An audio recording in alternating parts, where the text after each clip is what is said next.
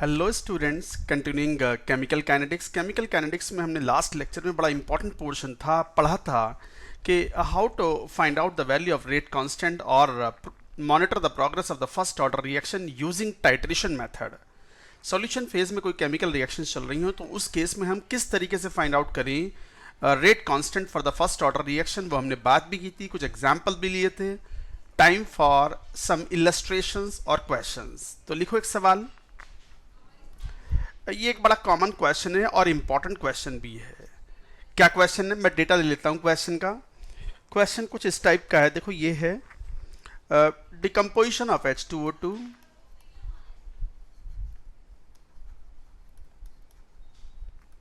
decomposition of H2O2 is a first order reaction। ठीक है। A solution of H2O2 a solution of H2O2 is labeled as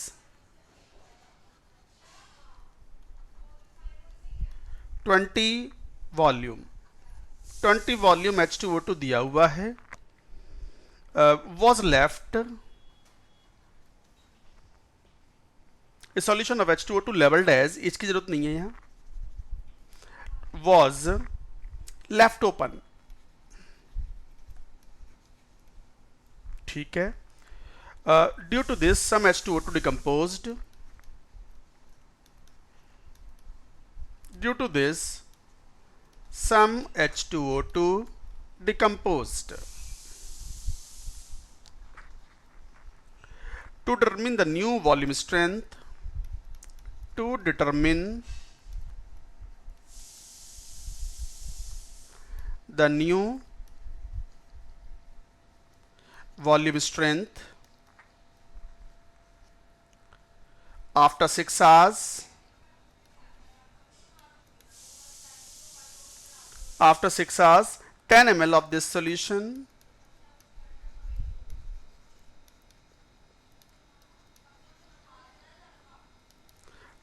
of this solution was diluted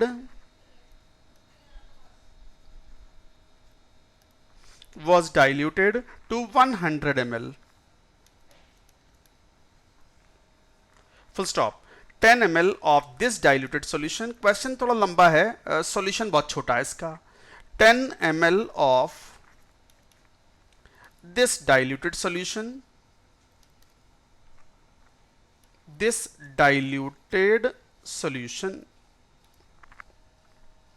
was titrated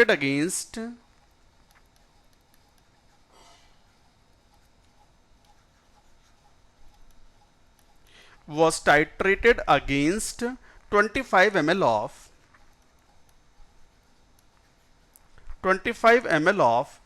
0.025 m KMnO4 solution। KMnO4 solution under acidic conditions।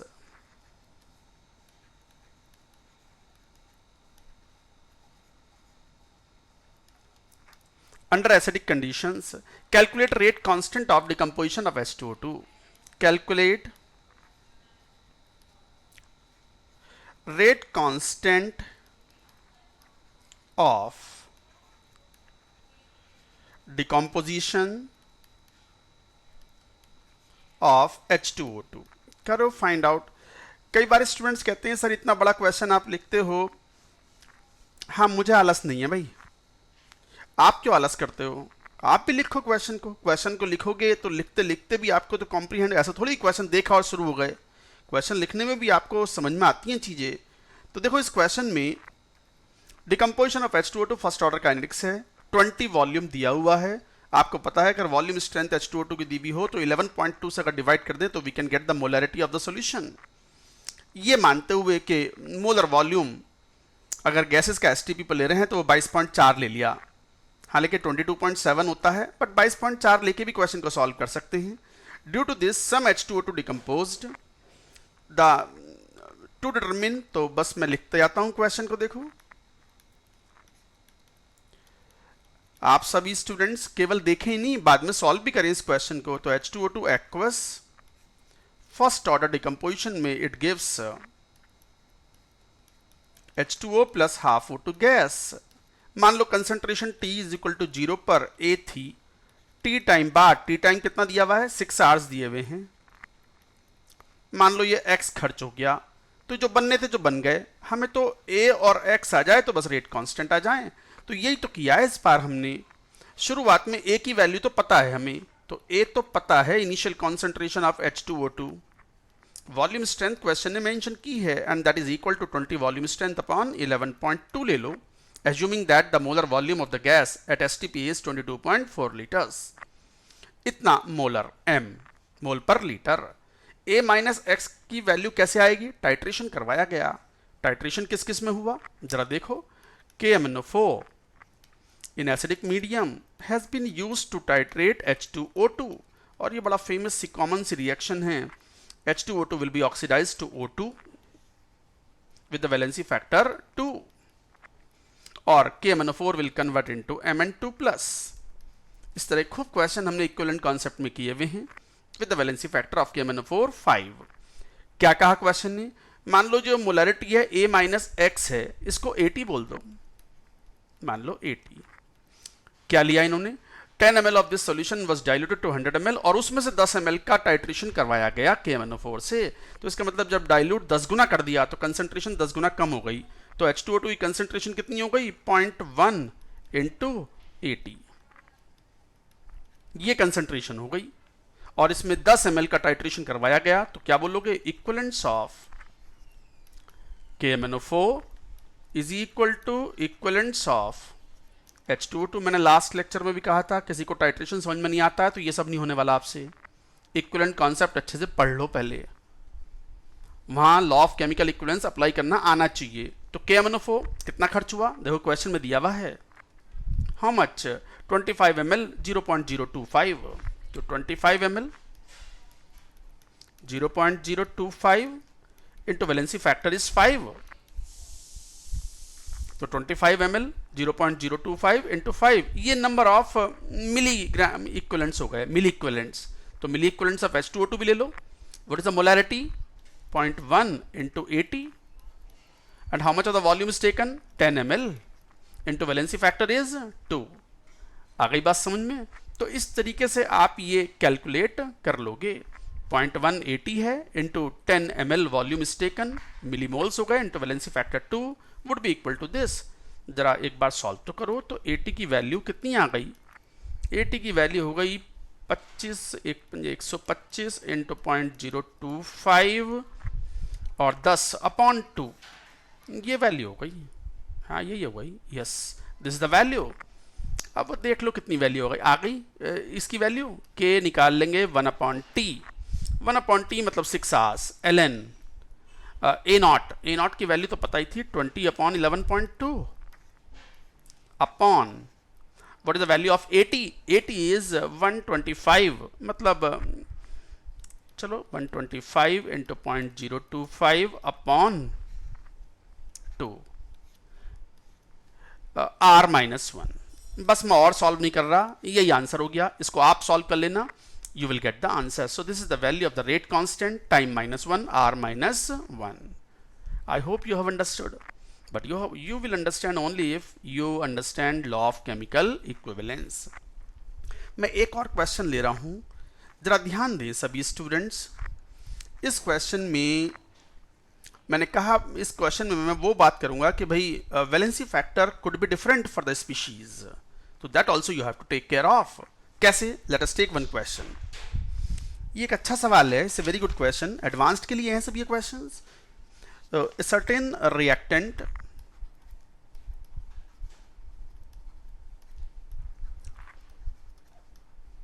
थोड़ा लेंदी है question, आप patience रखें।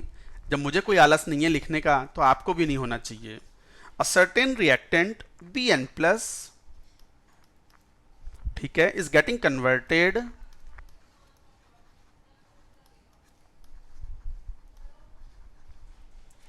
converted to Bn plus 4 plus in solution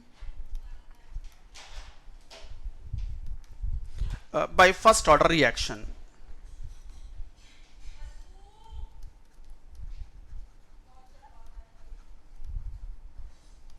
By first order reaction, the rate constant of this reaction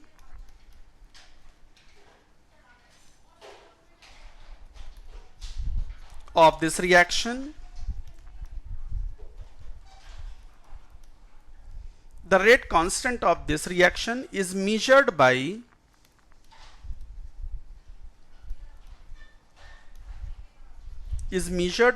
titrating a volume of solution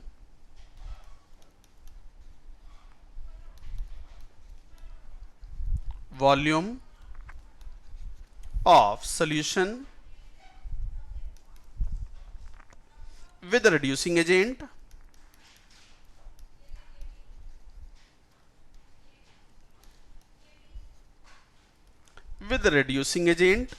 uh, which only reacts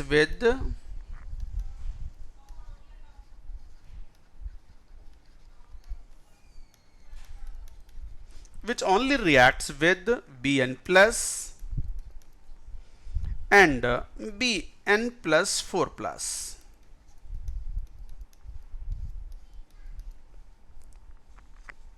In this process,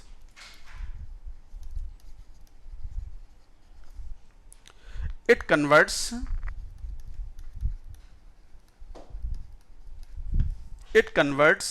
Bn plus to Bn minus 2 plus and Bn plus 4 plus to Bn minus 1 plus.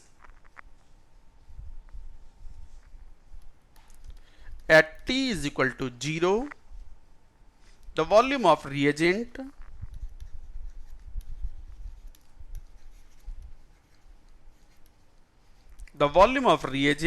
consumed is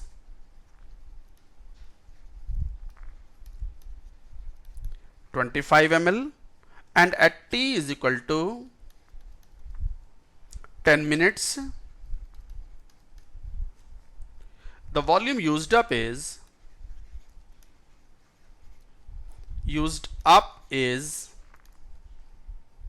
32 ml. Find rate constant of conversion of constant K of conversion of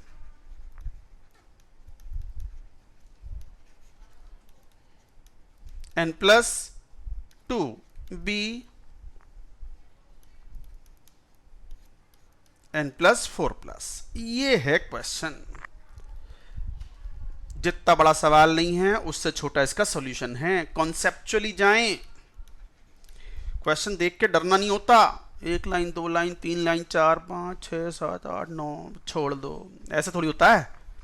तो certain reactant, question ये कह रहा है कि Bn plus कोई substance है. Solution phase में question ने कहा है फर्स्ट ऑर्डर काइनेटिक्स से डिकम्पोज होता है या कन्वर्ट होता है Bn प्लस 4 प्लस में. ऑब्वियसली ये रिएक्शन होगी जिसमें कन्वर्जन हुआ है, रेडॉक्स रिएक्शन है. 4 इलेक्ट्रॉन लूज भी कर रहा होगा. इतना काफी है हमारे लिए. K फाइंड आउट करना है. अच्छा, क्या कहा क्वेश्चन ने? क्वेश्चन ने ये कहा है कि ये जो कोई रिड्यूसिंग एजेंट लिया इन्होंने टाइट्रेशन के लिए, वो Bn प्लस से भी रिएक्शन करता है और रिड्यूसिंग एजेंट उसे पहुंचाता है B कहाँ n माइनस 2 प्लस. तो ऑब्वियसली इसका वैलेंसी फैक्टर फिर क्या बन जाएगा? 2. And not only that, it reacts with Bn plus 4 plus also. तो वो रिड्यूसिंग एजेंट Ra, यहाँ Ra लिखो, reducing agent Ra, so that converts into Bn minus 1 plus. इसका मतलब यहाँ वैलेंसी फैक्टर कितना हो गया? दिस वैलेंसी फैक्टर बिकम्स 4 और 1 5 का difference, 5 electrons are changed, gained. तो accordingly these are the valency factor. काम में आएंगे ये सब. अब क्या कहा क्वेश्चन ने? t इज इक्वल टू 0 पर मॉडल डेवलप करो. फोन आ गया, मैं 1 मिनट स्विच ऑफ कर दूं इसको.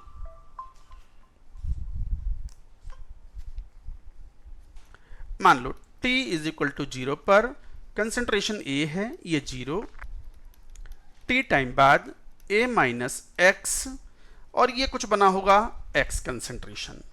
अब ध्यान दो, टी इज इक्वल टू 0 और ये टाइम कितना दिया है, 10 मिनट दिया हुआ है, तो टी मतलब 10 मिनट। अब accordingly the volume of the reagent consumed is 25 ml and t is equal to 10 minutes में the volume used up is 32 ml, तो 25 ml।